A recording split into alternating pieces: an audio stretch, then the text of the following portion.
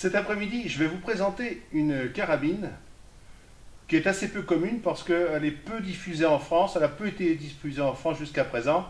Ce sont des armes un peu spécialisées de la marque Savage. Alors la marque Savage, c'est une marque américaine qui est connue notamment des tireurs. Or, il y a également des carabines qui sont destinées à la chasse.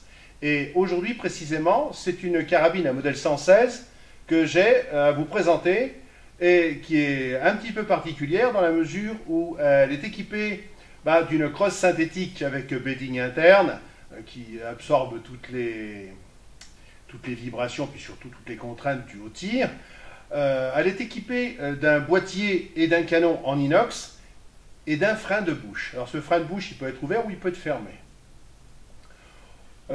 L'autre particularité de cette arme, c'est qu'elle est chambrée en calibre 338 Winchester Magnum, qui est d'un calibre puissant, hein, puisque grosso modo c'est un 8,59, et donc ça fait des projectiles qui sont quand même très très importants. Donc voilà, on a cet engin que je sors de la boîte après lui avoir monté un rail de type Weaver, qui est fixé par 4 vis bloquées avec du frein à vis, et une lunette 4. Donc cette lunette, c'est une lunette de fabrication allemande, et qui a un grossissement variable, je ne veux pas vous dire de sottises, mais qui va de 2,5 à 10, avec un objectif de 50 mm. Voilà. Donc on a un bel outil déjà là, hein. C'est un outil qui nous permet notamment de chasser aussi bien à l'approche qu'en battu qu'à l'affût, et pour des animaux relativement importants, tels que les grands cerfs, les gros sangliers. Bon, le chevreuil, à mon avis, ça fait un petit peu juste, hein. On risque de les exploser, enfin, tout dépend du projectile que l'on va utiliser aussi.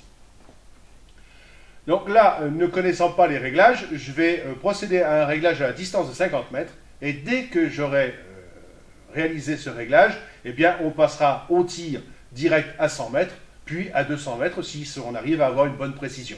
Donc, pour l'instant, comme à chaque fois, j'en sais pas plus que vous, cette arme a été très très confortable, et ça, il faut quand même le souligner, devant le chronographe, parce que devant le chronographe, on est statique, comme devant la caméra, comme si je tirais comme ça devant vous, mais ça passe devant 2 cellules photoélectriques qui enregistrent les vitesses. Alors c'est sûr que ça envoie de la poussière, hein, parce qu'avec le frein de bouche, ça fait déflecteur, et vous avez des particules qui fichent le camp de partout, alors ça lève la poussière qui est tout autour. Peut-être le verrons-nous ici sur la table, ça le fait de temps en temps. Voilà, je vais donc procéder au premier réglage, et puis on se revoit tout de suite après. Il m'aura fallu 6 cartouches pour régler cette carabine à la distance de 50 mètres, sachant que, bon, la 6e balle atteint le 10 en plein centre. Alors on va laisser ça comme ça, maintenant je vais aller transporter la cible à la distance de 100 mètres, et on va essayer de faire un groupement correct. Alors pour l'instant, je travaille avec une munition, qui est la munition standard en 338 Winchester, et c'est une munition fabriquée par Hornady avec une balle SST, hein, donc ce sont des balles avec un très bon profil, et elles sont équipées d'une petite pointe en polycarbonate qui évite de s'écraser à l'intérieur des magasins et des chargeurs. À savoir quand même que sur cette carabine, l'intérieur du chargeur comporte des épaulements. Les puits de chargeur, c'est de la tôle, et ils ont fait ce truc-là qui est très très bien parce que ça bloque les cartouches au moment du tir et ça les empêche d'être projetés contre la partie avant. Et bon, alors sur du polycarbonate, c'est quand même, il faut quand même plusieurs coups pour l'abîmer. Par contre, dès qu'on a des pointes en plomb, elle s'écrase tout de suite.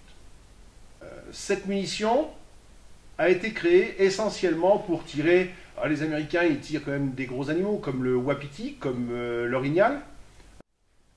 Et j'ai réglé au départ avec une munition standard. Ensuite, je vais régler avec une munition Superformance. Alors les munitions Superformance, vous en avez maintenant entendu parler, ce sont des munitions qui sont chargées avec une poudre Ogden qui est beaucoup plus puissante que ce que l'on connaissait jusqu'à présent, sans pour autant provoquer des élévations de pression, etc. etc.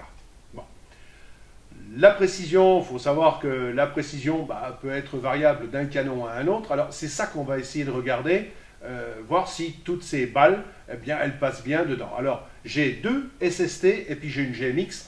La GMX, c'est voilà, exactement la même tête que celle-là. D'ailleurs, il faut faire attention de ne pas les mélanger. Hein. Sauf qu'elle est différente en niveau de poids. Celle-ci fait 225 grammes, l'autre fait 185 grammes. La GMX a la particularité d'être une balle entièrement en cuivre. Donc les balles cuivre présentent le gros avantage, c'est-à-dire de ne pas disperser de plomb à l'intérieur de la venaison. Tous ces particules de plomb infiniment petites polluent la venaison et ont la particularité de ne pas être expulsées si on les avale. Elles restent fixées dans le corps.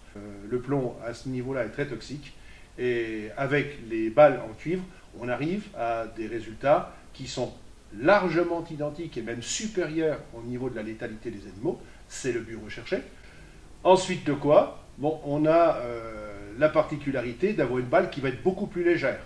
Hein, alors, un volume égal. Or, ce qui est très important, c'est le volume qui se déplace, hein, notamment quand ça touche le corps d'un animal. La masse permettait, avant, au plomb, étant donné qu'il y avait une énorme perte de plomb durant la traversée du corps du gibier, plus on avait une balle lourde, plus on avait de chances qu'il y en ait au moins une partie qui ressorte de l'autre côté, et si l'animal était blessé, de pouvoir suivre une piste au sang à l'entrée et surtout à la sortie, puisqu'en théorie à la sortie, je dis bien en théorie, hein, on est à peu près 2 fois le diamètre du projectile, quand c'est pas 3. Tout dépend ce que ça a rencontré sur le passage, et si on a des os qui sont sortis avec. Quand on chasse, on doit tuer les animaux propres. Bon, je le répète à chaque fois, c'est peut-être un peu lassant, mais j'y tiens tout particulièrement. Voilà. Alors, maintenant, on passe à la distance de 100 mètres, en espérant qu'on arrive toujours à garder cette même précision, sachant que sur le stand, là, maintenant, on commence à avoir du vent. Bon, il y en avait un petit peu quand je suis arrivé. Bon, peut-être qu'avec le soir, ça va se calmer, je ne sais pas, on va voir. De toute façon, ces projectiles-là, à la distance de 100 mètres, normalement, on ne devrait pas avoir de gros décalage.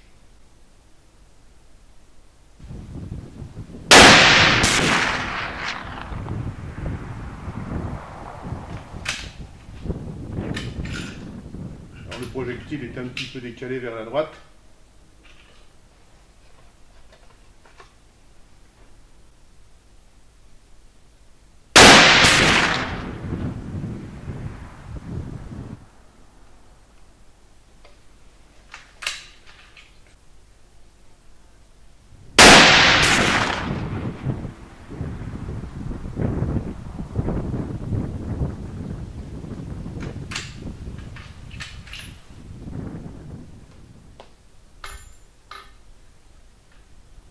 Donc là, on a une tendance à être tiré sur la droite.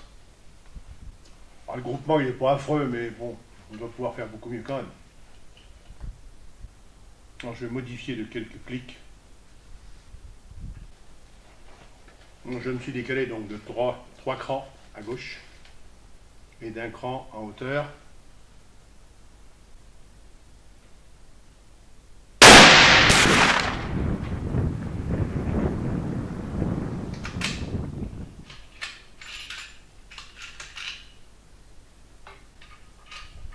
Il reste donc 2 balles à tirer sur cette série qui est un petit peu haute, tant en corrigeant d'un clic que c'est grimpé.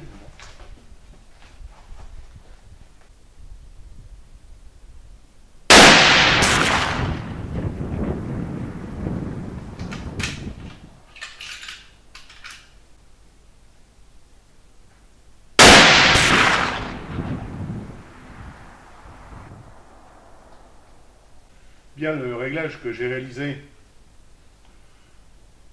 et ce tir de 3 cartouches, on montre qu'il y a une balle qui s'est échappée. Alors là, j'ai vraiment du mal à admettre que ce soit moi. Le canon est bien chaud. Donc c'est un canon qui est cannelé. Hein, les Américains appellent ça affûté. En français, ça se dit cannelé.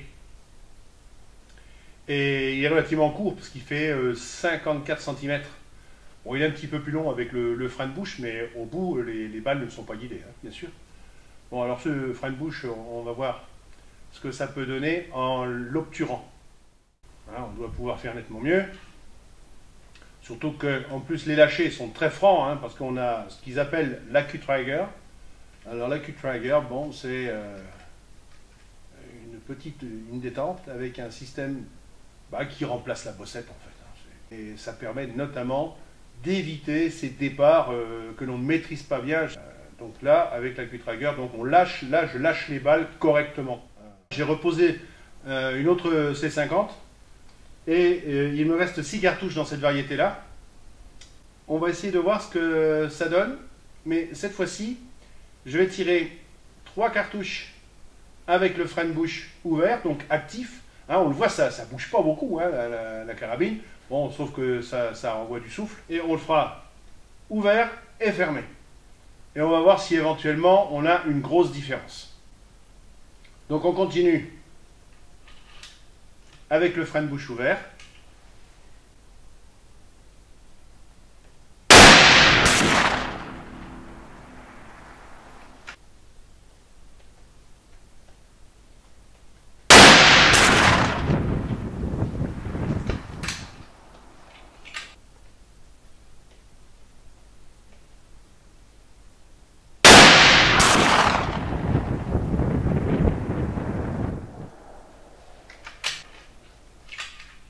Celle-ci est un peu mieux.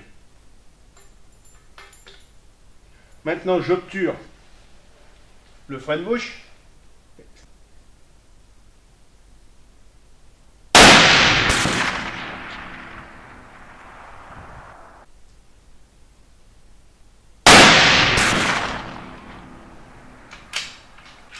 Bon, on remarque le recul est un peu plus sec. Et là, on est avec une munition standard. C'est pour ça que faudra en tenir compte.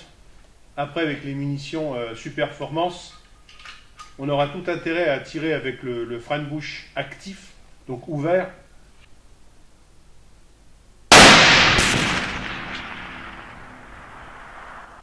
Donc voilà nos 3 balles. Tirées avec le frein de bouche fermé. Il semblerait que le tir soit plus haut et que les deux dernières balles soient mieux groupées. Bon, maintenant, on va procéder à un autre tir et on va regarder le travail que ça fait. Là, c'est sur des bidons. C'est sur des bidons qui font 5 litres chacun. On est très très proche des 800 mètres par seconde qui sont largement préconisés pour obtenir ces chocs hydrodynamiques, sachant que, pour les esprits chagrins, un choc hydrodynamique se produit au-delà de la vitesse du son. Hein, bon, ça on le sait. Ceci dit, l'amplitude de l'explosion n'a strictement rien à voir entre 350 mètres secondes ou 400 mètres secondes et une vitesse de 800 mètres secondes qui est le double.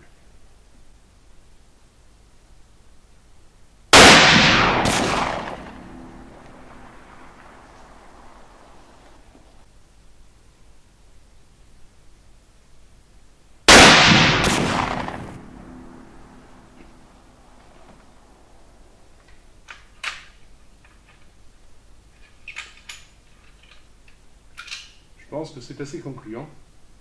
Afin de confirmer la précision des GMX, de ce que l'on peut obtenir, je vais refaire un deuxième tir à la distance de 100 mètres, toujours avec le même réglage.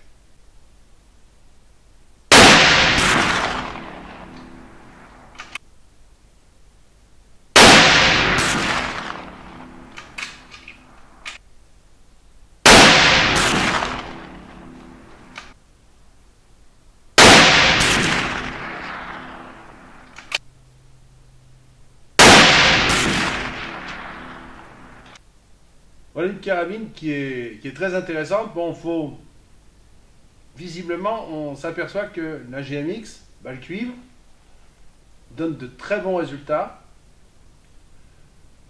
Bon, elle est sensible au vent, ça c'est sûr, mais c'est vrai que c'est assez impressionnant. Hein. Quand on le voit d'ici, vous ne le voyez pas, et moi je le vois là-bas, eh bien, ça souffle énormément. Donc ça peut être trompeur. Par contre, c'est là où ça va être très intéressant, notamment pour les chasseurs qui apprécient le tir de battu. Cette carabine avec son canon court, son frein de bouche, on l'a vu, très confortable à tirer. Et franchement, le frein de bouche, un pelletor, un petit endpoint là-dessus, top pour la battue.